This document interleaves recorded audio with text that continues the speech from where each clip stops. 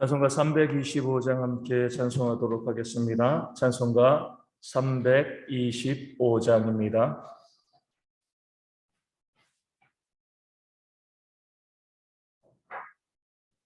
325장 함께 찬송하도록 하겠습니다.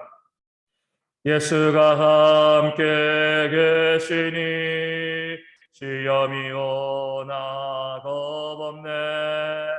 기쁨의 근원 되시는 예수를 위해 삽시다. 날마다 주를 섬기며 언제나 주를 기리고 그 사랑 안에 살면서 딴 길로 가지 맙시다. 이 세상 사는 동안에 주 이름 전파하면서 무한한 복락 주시는 예수를 위해 삽시다. 날마다 주를 섬기며 언제나 주를 기리고 그 사랑 안에 살면서 딴 길로 가지 맙시다. 이 세상 친구 없어도 예수는 나의 친구니 불의한 일을 버리고 예수를 위해 삽시다. 날마다 주를 섬기며 언제나 주를 기리고 그 사랑 안에 살면서 딴 길로 가지 맙시다. 주께서 심판하실 때 잘했다 칭찬하리니 이러한 상급 받도록 예수를 위해 삽시다. 날마다 주를 섬기며 언제나 주를 기리고 그 사랑 안에 살면서 딴 길로 가지 맙시다. 아멘. 사도신경을 우리의 신앙을 함께 고백합니다. 나는 전능하신 아버지 하나님 천지의 창조주를 믿습니다. 나는 그의 유일하신 아들 우리 주 예수 그리스도를 믿습니다. 그는 성령으로 잉태되어 동정녀 마리아에게서 나시고 본디오 빌라도에게 고난을 받아 십자가에 못 박혀 죽으시고 장사된 지 사흘 만에 죽은 자 가운데서 다시 살아나셨으며 하늘에 오르시어 전능하신 아버지 하나님 우편에 앉아 계시다가 거기로부터 살아있는 자와 죽은 자를 심판하러 오십니다. 나는 성령을 믿으며 거룩한 공교회와 성도의 교제와 죄를 용서받는 것과 몸의 부활과 영생을 믿습니다. 아멘. 고린도전서 7장 20절에서 22절까지의 말씀입니다. 고린도전서 7장 20절에서 22절까지의 말씀. 말씀을 읽어드리겠습니다. 각 사람은 부르심을 받은 그 부르심 그대로 지내라. 내가 종으로 있을 때에 부르심을 받았느냐 염려하지 말라. 그러나 내가 자유롭게 될 수 있거든 그것을 이용하라. 주 안에서 부르심을 받은 자는 종이라도 주께 속한 자유인이요 또 그와 같이 자유인으로 있을 때에 부르심을 받은 자는 그리스도의 종이니라. 아멘. 우리가 부르심을 받은 그대로 우리가 부르심을 받을 때 우리가 있던 상태 그대로 하나님을 섬기는 것이 하나님께서 기뻐하시는 그런 모습이다라고 바울이 우리 가운데 권면하고 알려주고 있습니다. 그래서 지난 금요일 말씀드린 것처럼 할례자일 때 부르심을 받은 자는 그 할례자로서 있으면 되는 거고요. 무할례자로서 부르심을 받으면 무할례자로 있으면 됩니다. 뭐 돌이키거나 또 다시 할례를 받거나 이럴 필요가 없는 거죠. 우리가 부르심을 받았을 때 있는 그 상태 그대로 지내는 것이 하나님께서 원하시는 일이 되어지는 겁니다. 이 문제를 이제 할례에서 이 종과 자유인의 문제로 우리 가운데 이야기하고 있습니다. 이 종으로 있을 때, 노예로 있을 때 복음을 듣고 부르심을 받은 백성이 있습니다. 그 성도가 교회에 와서 복음을 듣고 구원받은 백성이 되었을 때에 염려하고요, 혼란스러운 일이 발생합니다. 왜냐하면 우리 하나님 안에서는 모든 사람들이 자유인이거든요. 하나님 안에서는 어떤 차별도 존재하지가 않습니다. 높고 낮음의 교회 가운데 존재하지 않는 거죠. 그런데 종으로 있다가 이 복음을 듣고 나면 어때요? 아, 그래, 우리가 사람 위에 사람 먹고 사람 아래 사람이 없는데 왜 이런 사회에 악한 제도가 있는가? 왜 자유인이 있고 왜 종이 있는가? 주인이 있고 왜 종이 있는가? 왜 나는 종인가? 잘못된 거다. 이거 부당한 거다. 그러면서 그 종의 위치 가운데서 그냥 이 벗어나는, 이 도망쳐 나오는 그런 일, 부당하다, 잘못됐다. 어떻게 보면 그 제도를, 사회적인 제도를 이 파괴하는 그런 모습을 보일 수가 있게 되어지는 겁니다. 이런 문제가 발생할 수 있기 때문에 사도 바울은요, 너희가 부르심을 받을 때 그 상태 그대로 지내라, 이렇게 말씀하고 있는 겁니다.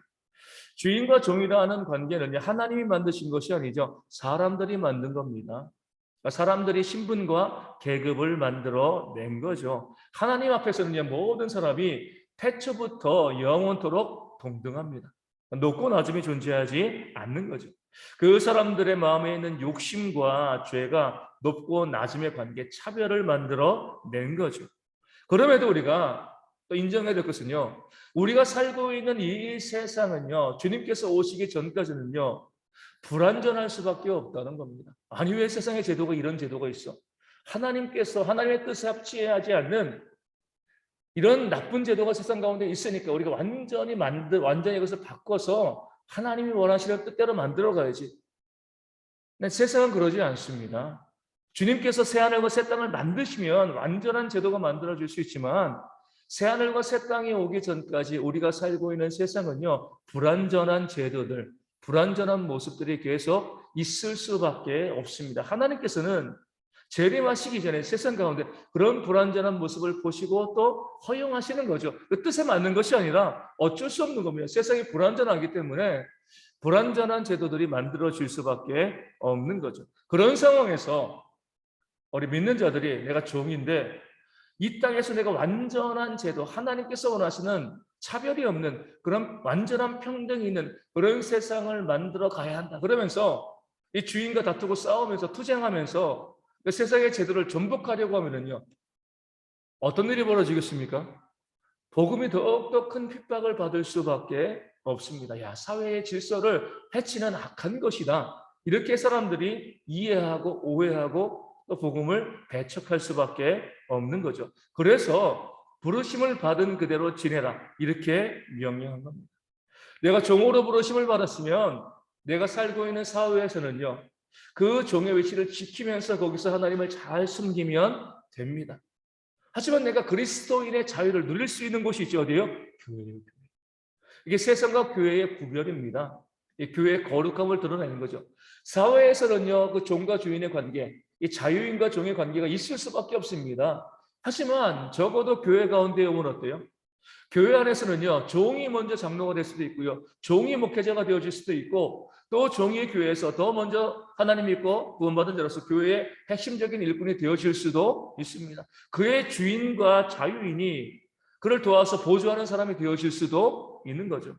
교회 안에서는 그 어떤 차별도 높고 낮음도 발생하지 않지만 그 교회 바깥으로 세상으로 나가게 되어지면 세상에서 너희가 부르심을 받은 그대로 그것을 유지하면서 그 세상 가운데 빛과 소금의 삶을 살아가는 것, 이것이 하나님께서 원하시는 그런 모습임을 말씀으로 오늘 우리에게 알려주고 있는 겁니다. 그래서 우리가 오늘 말씀에 또 이런 말씀이 나오는 거죠. 그러나 내가 자유롭게 될 수 있거든 그것을 이용하라. 그 제도 그대로 내가 종이면 종으로 사회에서 살아가면서 하나님의 영광을 구해야 되는데 자유하게 되어질 수 있는, 자유인이 될 수 있는 그런 기회가 있으면 그 기회를 놓치지 말라는 거죠. 왜냐하면 내가 종으로 있으면 주인에게 매여 있으니까 하나님을 위한 헌신 가운데 어때요? 이 제약이 너무나 많이 있을 수 있습니다. 하지만 내가 자유인이 되어지면 내 마음대로 하나님을 섬길 수 있거든요. 그런 기회를 너희가 놓치지 마라. 하지만 그런 기회가 없다라고 하면 종에 있는 그 위치 가운데 있으면서 하나님을 섬겨야지, 사회의 제도를 바꿔나가면서 뭐 투쟁하고 또 혁명을 일으키면서 그렇게 세상과 도전하다 보면 오히려 복음이 사람들에게 거부감이 있는 그런 잘못된 것으로 인식되어진다는 거죠. 또 자유인들에게 이야기합니다. 너희는 자유인이지만 하나님의 종이다. 이렇게 이야기합니다. 세상에서는 자유인이에요. 종이 아니에요. 마음껏 자유를 누리며 살아갑니다. 그런데 이것이 교회까지 들어와서 교회 안에 보면 자유인과 종이 함께 그 교회의 구성원으로 있는데 나는 자유인이야. 너희는 종이야. 교회 안에서도 그런 차별을 만들어가게 되어지면 교회의 질서가 무너질 수밖에 없는 거죠. 세상에서는 종은 종으로서 또 자유인은 자유인으로서 그 삶의 모습들을 만들어가지만 적어도 교회 안에 들어오면 다 자유인이고 또 다 그리스도의 종이 되어진다는 겁니다. 너희가 세상에서는 자유인이지만 너희가 그리스도 하나님의 종이기 때문에 교회 안에서 말씀에 순종하며 종의 모습을 보이는 것이 하나님께서 너희에게 원하시는 신앙의 모습이다. 이렇게 말씀하고 알려주고 있는 겁니다. 오늘 말씀에 나와 있는 대로 교회와 세상은요, 그 말씀의 원리에 따라서 구별되어집니다. 세상은 하나님의 말씀의 원리가 완전히 적용되어질 수가 없습니다. 여전히 악과 죄가 있기 때문에 그래요. 하지만 교회만큼은요, 적어도 하나님의 원리와 뜻을 최대한 반영하고 만들어가는 그런 공동체가 되어질 때에 이 교회가 세상의 거룩한 공동체로, 복음을 증거하는 공동체로 온전히 세움받고요, 사람들에게 소금과 빛의 역할을 감당할 수 있게 되어지는 거예요. 세상에서도 차별하고요, 높고 낮음이 있는데 이것이 교회 안에도 그대로 들어와서 교회 안에도 차별이 발생하고 높고 낮음이 있으면 교회와 세상이 다를 바가 뭐가 있겠습니까?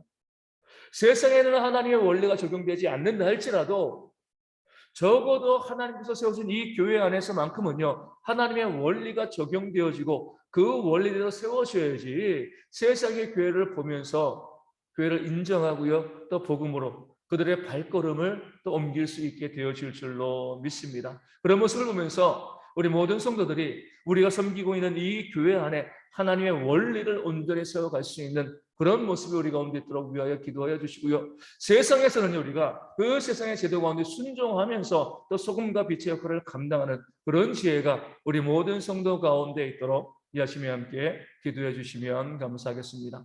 오늘 주일입니다. 이 주간 저희가 예배하지 못하고 이제 다시금 예배하게 되어지는데 모든 성도들이 다 나와서 함께 예배하는 그런 주일 되어지고요.